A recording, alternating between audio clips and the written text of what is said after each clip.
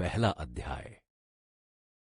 धृतराष्ट्र उवाच धर्मक्षेत्रे कुरुक्षेत्रे संवेता युयुत्सवः मामकः पांडवाश्चैव किम कुर्वत संजय।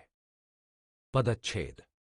धृतराष्ट्रः अर्थात धृतराष्ट्र ने, उवाच कहा, धर्मक्षेत्रे अर्थात धर्मभूमि में, कुरुक्षेत्रे अर्थात कुरुक्षेत्र में, संवेतः अर्थात इकट्ठा हुए, युयुत्सवः अर्थात युद्ध की इच्छा वाले, मामकः अर्थात मेरे, पांडवः अर्थात पांडु के पुत्रों ने, च यानी और, एव ही, किम अर्थात क्या, अकुर्वत अर्थात किया, संजय अर्थात हे संजय। अनुवाद। धृतराष्ट्र ने कहा, हे संजय, धर्मभूमि कुरुक्षेत्र में इकट्ठा हुए युद्ध की इच्छा वाले मेरे और पांडु के पुत्रों ने क्या किया। टिप्पणी। पांडवों का 12 बरस का वनवास समाप्त हो चुका होता है। उसके बाद 1 वर्ष का अज्ञातवास भी बीत जाता है। अतः अपना राज्य वापस लेने के लिए पांडव एक दूत दुर्योधन के पास भेजते हैं, किंतु वह उसे टका सा जवाब दे देता है। राजा धृतराष्ट्र का मंत्री और सारथी संजय भी दुर्योधन द्वारा पांडवों का राज्य लौटाए जाने का आग्रह करता है। उसे भी वह धृष्टतापूर्वक ठुकरा देता है। अंतिम प्रयास के रूप में पांडवों की ओर से भगवान कृष्ण शांति दूत बनकर हस्तिनापुर जाते हैं और पितामह भीष्म, आचार्य द्रोण, महात्मा विदुर एवं राजा धृतराष्ट्र के समक्ष भरे दरबार में पांडवों की न्याय संगत मांग, पापाचरण से जाति कुल सर्वनाश तथा युद्ध के भयंकर दुष्परिणामों का दुर्योधन को बोध कराना चाहते हैं।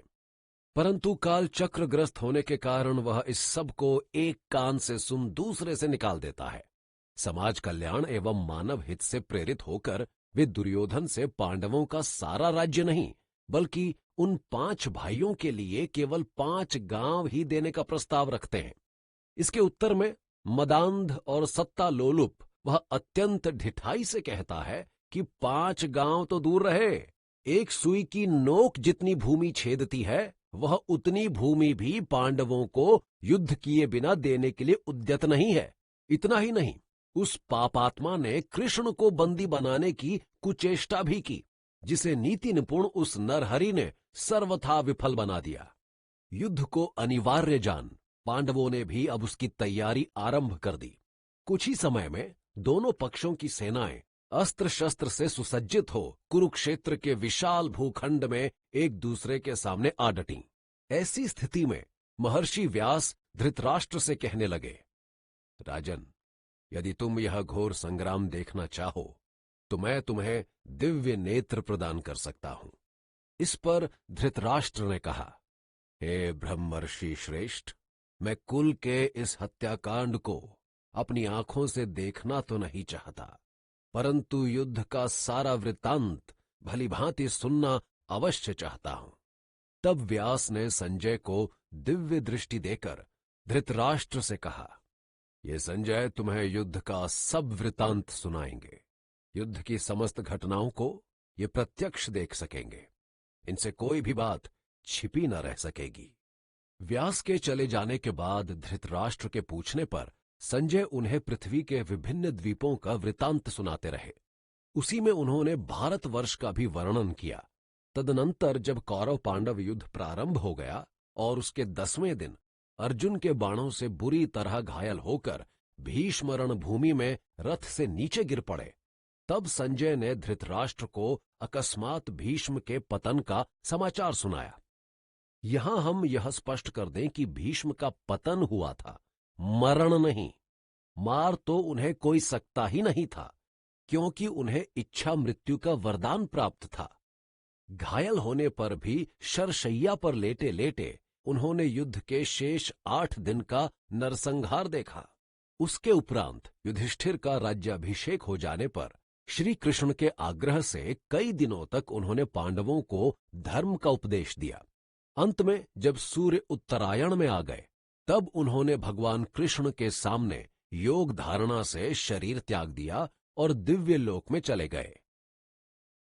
अस्तु, भीष्म के धराशायी होने का समाचार सुनकर धृतराष्ट्र बड़े दुखी हुए। वे स्तब्ध से रह गए। अत्यंत व्याकुल हो उन्होंने संजय से गत 10 दिनों के भीषण युद्ध का पूरा विवरण प्रारंभ से सुनाने के लिए कहा। कौन किससे कैसे भिड़ा और किसके द्वारा कौन कैसे कब मारा गया। धृतराष्ट्र के इसी प्रश्न से श्रीमद् भगवद गीता का श्री गणेश होता है। संयोगवश सारी गीता में धृतराष्ट्र द्वारा केवल यही एक श्लोक कहा गया है। शेष 699 श्लोक संजय का उत्तर मात्र हैं, जिनका एक बहुत बड़ा भाग कृष्ण और अर्जुन के बीच हुए संवाद के रूप में है। कुरुक्षेत्र अर्थात कुरुक्षेत्र एक अत्यंत प्राचीन, प्रसिद्ध व पवित्र तीर्थ स्थल है। ब्राह्मण ग्रंथों में इसे सरस्वती नदी के दक्षिण भाग और दृष्टवती नदी के उत्तर भाग के मध्य में स्थित बतलाया गया है। इसकी लंबाई चौड़ाई 5-5 योजन अर्थात 20-20 कोस थी। इस समय भी कुरुक्षेत्र नामक स्थान वही है जो अंबाला से दक्षिण तथा दिल्ली से उत्तर की ओर है। धर्म क्षेत्र अर्थात यहां कुरुक्षेत्र को धर्म क्षेत्र अर्थात पुण्य भूमि कहा गया है, क्योंकि अत्यंत प्राचीन काल में यह वैदिक संस्कृति का मुख्य केंद्र था। शतपथ ब्राह्मणादि शास्त्रों के अनुसार यहां अग्नि, इंद्र, ब्रह्मा आदि देवताओं ने एक विशाल यज्ञ किया था। उसके पश्चात महाराज कुरु ने भी यहां घोर तपस्या की थी, जिसके फलस्वरूप इस स्थान का नाम कुरुक्षेत्र पड़ा। इसकी पुण्यता तथा पवित्रता का अनुमान इसी से लगाया जा सकता है कि धार्मिक ग्रंथों ने यहां मरने वालों की उत्तम गति अर्थात मुक्ति होने का निर्देश किया है। और तो और जो यह केवल कह दे कि वह कुरुक्षेत्र जाएगा और वहां रहेगा, वह भी पाप मुक्त हो जाता है। इसकी धूलिका कण भी यदि कोई महापापी बस स्पर्श ही कर ले तो वह कण उसके लिए स्वर्ग हो जाता है। धृतराष्ट्र द्वारा कुरुक्षेत्र के लिए किसी अन्य विशेषण के स्थान पर केवल धर्म क्षेत्र ही को प्रयुक्त करना, और वह भी श्लोकों में, उससे पहले उसकी विचित्र मानसिक स्थिति का द्योतक है। उसे पता था कि कुरुक्षेत्र जैसे पुण्य स्थल में प्राणी की उपस्थिति मात्र ही उसमें सात्विक वृत्ति अंकुरित कर देती है। सो उसे भय था कि दुर्योधन जैसा दुष्ट और पापाचारी भी कभी वहां पहुंचकर सत्यनिष्ठ एवं धर्मपरायण न बन जाए और युद्ध करने के बजाय अच्छा खासा हथियाया हुआ राज्य कहीं पांडवों को वापस न कर दे।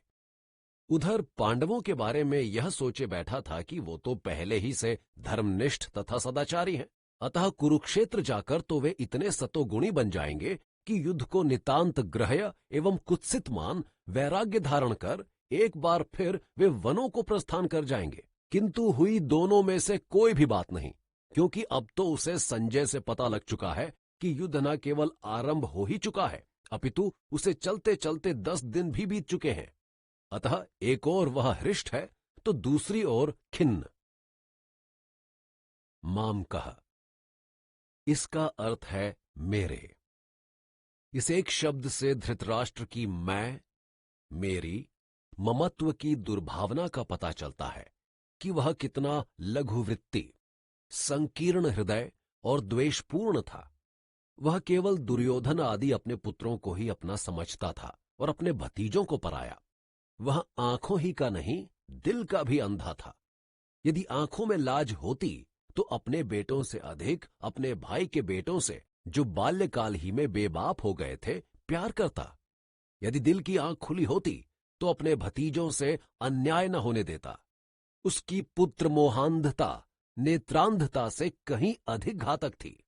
इस भ्रातृज भेद भावना को वह भीतर ही भीतर सुलगने देता था, क्योंकि उसे व्यक्त करने में उसे भीष्म, द्रोण तथा विदुर की भर्त्सना एवं व्यास की फटकार का भय था। अकुर्वत यह भूतकालीय क्रिया है, जिसका अर्थ है किया। इससे संकेत मिलता है कि युद्ध आरंभ हो चुका है और धृतराष्ट्र संजय संवाद उसके उपरांत आरंभ हुआ है। यदि दोनों प्रक्रियाएं साथ साथ चली होती तो धृतराष्ट्र ने वर्तमान कालिक क्रिया का प्रयोग किया होता, जैसे क्या कर रहे हैं, क्या करते हैं। दूसरे शब्दों में प्रस्तुत श्लोक में अकुर्वत के स्थान पर कुर्वते प्रयुक्त हुआ होता। आइए आधि भौतिक पक्ष से हटकर अब इस श्लोक के आध्यात्मिक पक्ष पर ध्यान देते हैं। यह कुरुक्षेत्र से अभिप्राय है कर्म भूमि, अर्थात शरीरधारी जीव के नाना कर्म करने के निमित्त जीवन के विविध क्षेत्र। वहीं धर्म क्षेत्र भी है, क्योंकि जीव का धर्म है शरीर धारण कर कर्म फलानुसार वासना प्रेरित कार्य करना। ये वासनाएं दो प्रकार की हैं, सत अर्थात शुभ अच्छी, और असत यानी अशुभ बुरी, जो उसके मन में संवेता इकट्ठा होकर युयुत्सवः आपस में युद्ध करती रहती हैं, एक दूसरे को दबाने के लिए। असत वासनाएं ही मामका हैं, यतः वे मैं मेरा रूपी मोह, ममता, मदादि दुर्भावनाओं से परिपूर्ण हैं, और सत वासनाएं ही पांडवा हैं।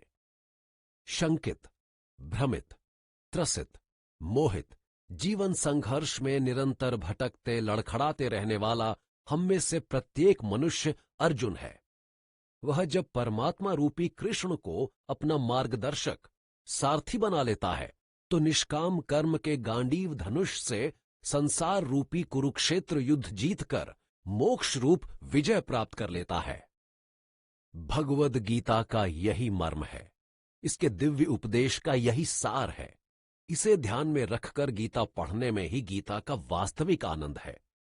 इस सार को जीवन में साकार बना लेने में ही गीता पढ़ने का सही लाभ है।